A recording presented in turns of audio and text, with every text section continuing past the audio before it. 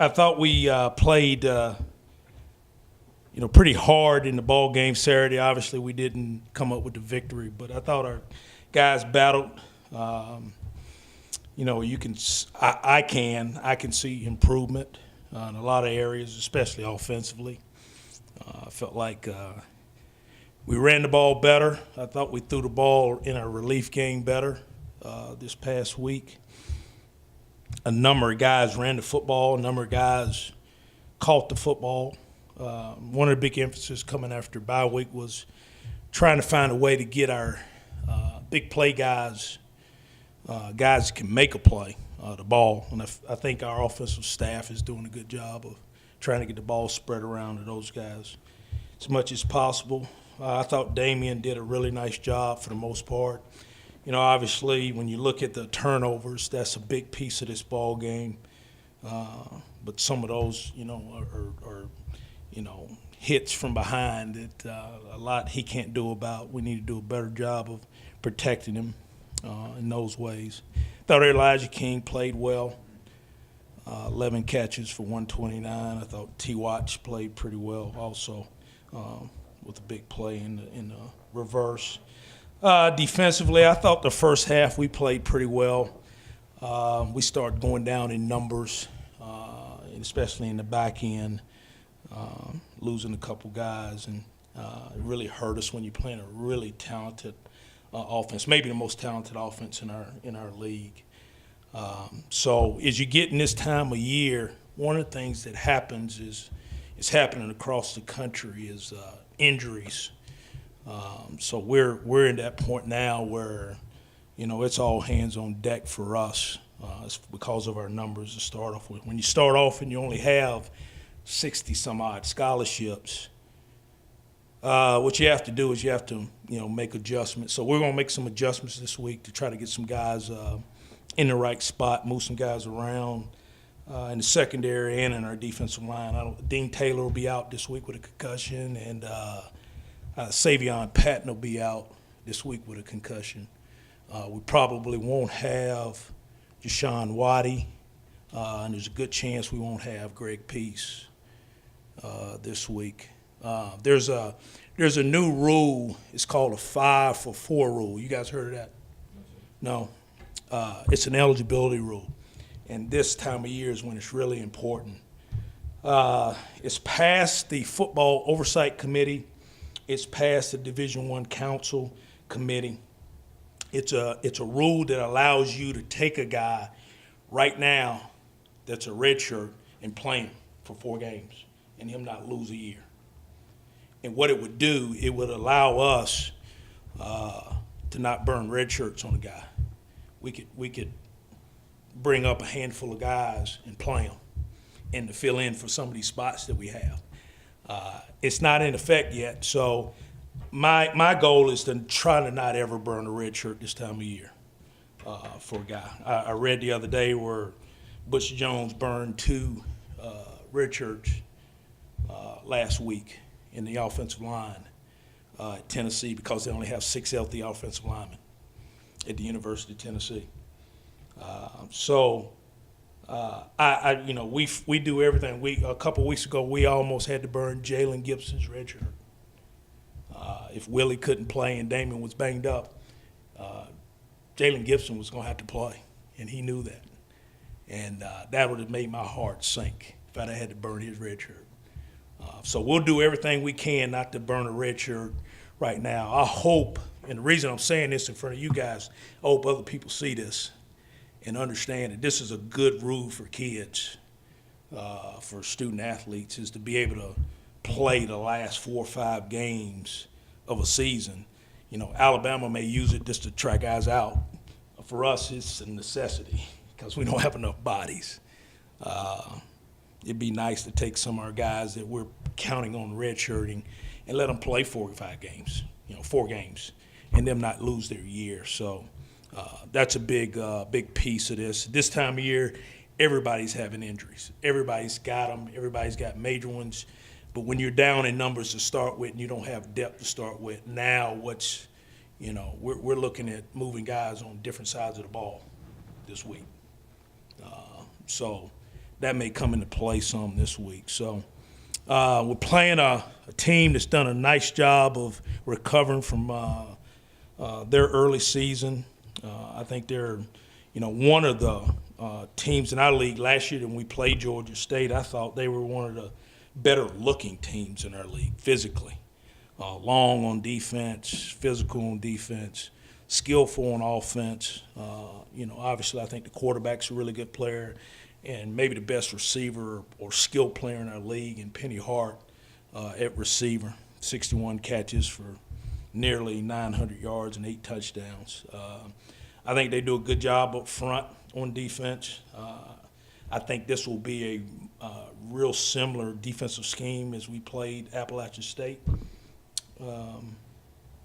Offensively, they'll look maybe a lot like us offensively, the way we try to spread the ball around, move it around, formation and tempo. So it'll be a good challenge for us. I think we've got 10 seniors that'll play their last game, will be involved in their last game. So hopefully they can go out with a good memory. The one thing I want those guys to always understand is they're part of what we're building here. So I think that's really important. You brought up the 4-5 rule. When does that go into effect, or is there a vote that happens? There's a vote in January. Okay. And now, if that goes into effect, can you retroactively use it on guys? Well, that's something that we've all talked about is, could we do that? Could we actually use it, and it be retroactive? Right now it's not. So, what we'd like to do is be able to do that. But it's a rule. I think this people, we've been fighting this for a long, long time. College athletics, when they went from the 105 scholarships or wherever it used to be in the old days to 85, and the numbers started to drop and people started having depth issues. When you have 64 scholarships and you lose 5 two-deep guys on your defense like we have this year, you're scrambling trying to find bodies to go play a game. And it'd be nice to take some of those guys that are redshirting and say, okay, here's an extra couple weeks of spring ball with a couple scrimmages for you in it. You mentioned Jalen Gibson has a redshirt. What other players have you redshirted? We haven't. Here's what I'll tell you. We haven't redshirted any. Well, unofficially. Yeah, unofficially. There's a number of guys. London Harris, Jacarius Smith, Jamar Daniel, excuse me. There's a number of guys, probably 6, 7 guys that haven't played this year that we don't want to have to play. You get to the point where you start burning guys' red shirts this time of year. That's not right. That's not what it's about, to burn a guy's red shirt because you don't have a body to put in that spot. You mentioned the seniors and that you want them to remember that they were part of building this program. How important have they been in building this program so far? This group has been real important. This group is, again, they're year one, they had no idea. Year two, they got it. For the most part, this group has figured it out, understanding this is why we do this. You're always trying to find the why. Why are you doing things? Why are you doing this? Why are you doing that? And I think this group understands. So this group is able to help a lot of our young guys understand the why. Nothing against last year's group. Last year's group was trying to figure it out themselves, so they couldn't help anybody. This group has been able to help our young players grow and mature a little bit, and I think that's why this group is really important. Before the season, you were saying a big reason why you brought Damien Williams in was to be kind of a mentor for the younger quarterbacks. You feel he's been that for you? That and spades. I think he's done an unbelievable job with those guys. I stand back there at practice and watch him and listen to him coach those guys doing practice about protections and reads and all that. Now, is he perfect? No, but he knows that. But the thing he is he goes to work every day. He's a competitor. He's tough. I don't know where we'd be this year if we didn't have him. Coach, 3 of your captains were seniors. Dave Schrade, Easy Onyama, Gabe Lloyd. Looking at those 3 individuals specifically, what have they meant to the You start off with Gabe Lloyd. Gabe Lloyd didn't know me from Adam. We walked in here about the same time, and I think he's an unbelievable leader and a pillar in what we do, especially defensively, but really for our entire team. Smart, works hard, competitor, ultimate team guy. Gabe Schrade, same way offensively. Gabe didn't, he didn't have to buy into anything we brought here, but he did. And he goes to work every day. Smart, great teammate, coach on the field, all those things. And Easy, Easy was a little harder to convince, and then after Easy got hurt last year, Easy kind of, when you get hurt, sometimes you wonder what your value is to the team. But Easy's come back and done a really good job of being a leader for our football team. Again, another smart guy that loves football. Those three are all starters. Are there any seniors for you that go under the radar that have made big contributions to your program? Yeah, Lewis Rubin. Lewis Rubin's probably as much a part of what we're trying to do as anybody, and Lewis has a military background, and Lewis may have been the first guy to get it, because of that background. And though he doesn't play, very much, he played a little bit on kickoff last year, but Lewis is one of those guys that's kind of, he talks the message all the time to a bunch of our young guys. So, he's one of those guys in there. He's the one I think of all the time. How meaningful is Saturday for him, given that it's not only his senior day, but Veterans Day? Yeah, I think it's going to be big for him. I think that's going to be a big deal for him. He's, again, he's one of my favorites just because of, what he stands for, but how he comes to work every day. Recently your offense, points and yards wise, has really done really well. 500+ yards last 2 games. And I've kind of noticed it happened around the time you switched Reese Jordan to center. The offensive line, it seems like it's starting to gel. Still some growing points, but do you think that has a lot to do with the recent success, the offensive line at all? Yeah, I think so. When I took this job, this is what we wanted to look like. This was the offense we wanted to look like. We wanted to be up-tempo. I don't know if you guys remember that we wanted to run 80 plays a game, that kind of stuff. I think we ran 80-something plays last week. Yeah, we want, but that's what we want to be. We want to average that.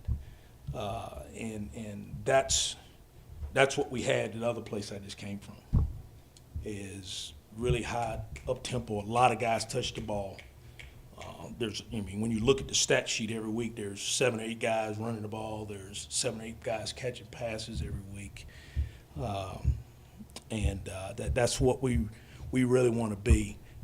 Early, you can't do that with a young offensive line trying to figure it out. You're trying to figure out who to block, and they're still trying to figure out who to block. But I think you almost have to grow them into that. And it's different stages. At the other place, our guys figured it out after about week 4. They figured it out. This place is going to take a little longer, I guess. But I think our guys are starting to figure it out. That's really what we want to be. So being a little more confident in them allows you to bust out some trick plays and. I think you guys call them trick plays. We just call them part of the offense. They're just part of the offense. It's part of what we do. I don't really call them trick plays, or reverse. Yeah, I guess you call that a trick play, but when you run a boom play and you got a pass off of it, it's just an extension of the boom play, So, those plays are always in our offense. They always have been. They just we try to find times where they fit the defense. And as you run this offense more and people are just trying to get lined up, the thing that this offense does, and Georgia State does it too, and they're going really fast, is it makes you just, your number one goal is get lined up. And if you're just trying to worry about getting lined up, you're not thinking about blitzing, you're not thinking about anything. You think about cover the eligibles and get lined up. And when you can do that on offense, it really, really gives you a better picture of what's out there. as a quarterback and as an offensive lineman sometimes. I feel like the offensive line has been the biggest reason for the improvement in the run game so far. I think their growth and the tempo. I tell you this, it's easier to block a guy when he's looking at the ground because he's tired than it is when he's got all his fingers in the ground, he's ready to come off on you. And has the improvement in the run game helped the offense overall?